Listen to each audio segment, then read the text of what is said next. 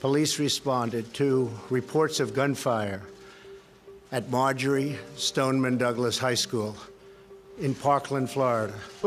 Law enforcement, sadly, has become accustomed to scenes like this. Revealed that 19-year-old Nicholas Cruz confessed to police that he was the gunman who shot up Marjorie Stoneman Douglas High School. Let's go! The gunfire lasted less than 10 minutes, but this morning new details are emerging of how the terrifying rampage unfolded.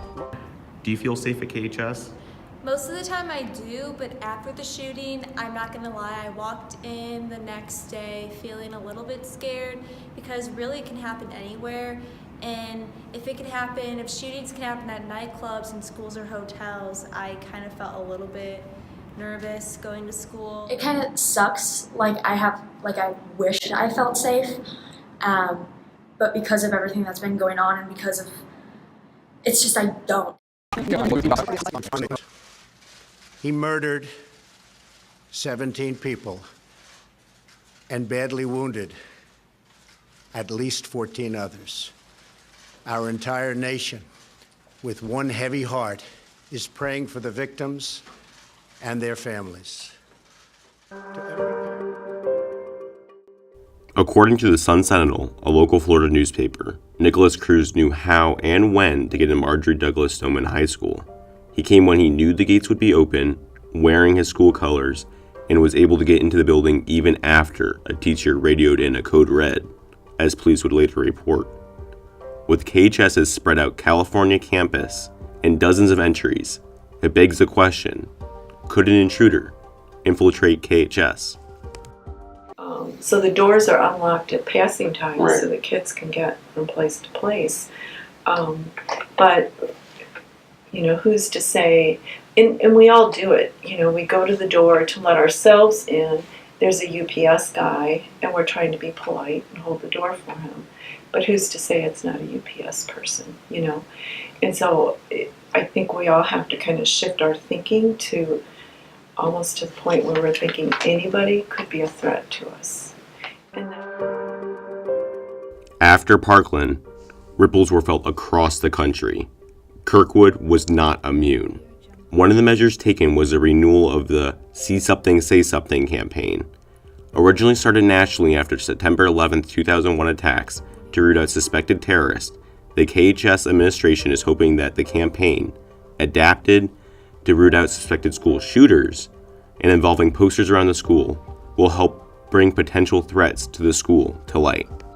We are going to 100% investigate what the actual threat is and the perceived level of the threat, not only with us as a school, but also bring in the authorities, police, and anyone else that needs to, but the police is the first step.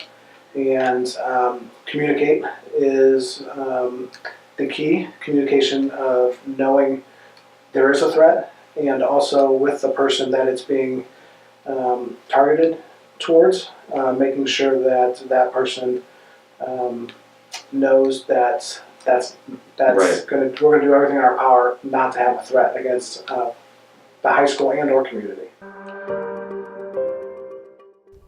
What happens when a threat manifests itself? What happens in the unfortunate event that KHS needs to go on lockdown?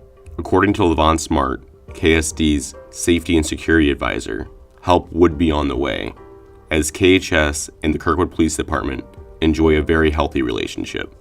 Talk about a intruder, active shooter, active killer event. That in and of itself, there's people that are coming from everywhere. I know, for example, right down the street, I know there's a guy who's in St. Louis County's tactical unit. He's right down the street. He's 5, 6, 7 houses. He's going to get that alert. He's coming. So everybody, every surrounding jurisdiction, they're coming. Anybody and everybody, even if it's a guy who's sitting in Subway who's off duty, he's coming. Right? So the response, if you're looking just straight from a pure uniform perspective from Kirkwood Police Department, it's going to be a very quick response. For most American schools, the last armed offense against a school shooter would be that of a school's resource officer. KHS is part of that majority, with Officer Bob Johler staying at the high school for the majority of the day throughout the school year. How would you define your role? If something happened, Yeah, if something were to happen, or if a real event happened, my job is to go to that event and stop it the best I can. That's pretty much what my job is. So if there was an active shooter in the school, I would go to that and take it, either neutralize the threat or take him into custody, whatever the situation may be. So, in Florida, according to the sheriff, the officer stationed at the school was in the parking lot for the entirety of the shooting. Do you think that's kind of disheartening, or what kind of? Yeah, I can see that. For our jobs here, my job here is to go in that building if I'm outside and take care of the threat. I'm not sure what happened in Florida. There's speculation, but years ago we used to train where we couldn't go in unless we had backup with us, and then we'd go in. But now, if times have changed, where they want that first responding officer to go in and take care of that threat. Yeah, that's a bad situation. From counselors to resource officers to intruder drills, Kirkwood High School and the Kirkwood School District are trying to keep their students safe. But at the end of the day, it's up to the parents and the students to decide whether that is enough.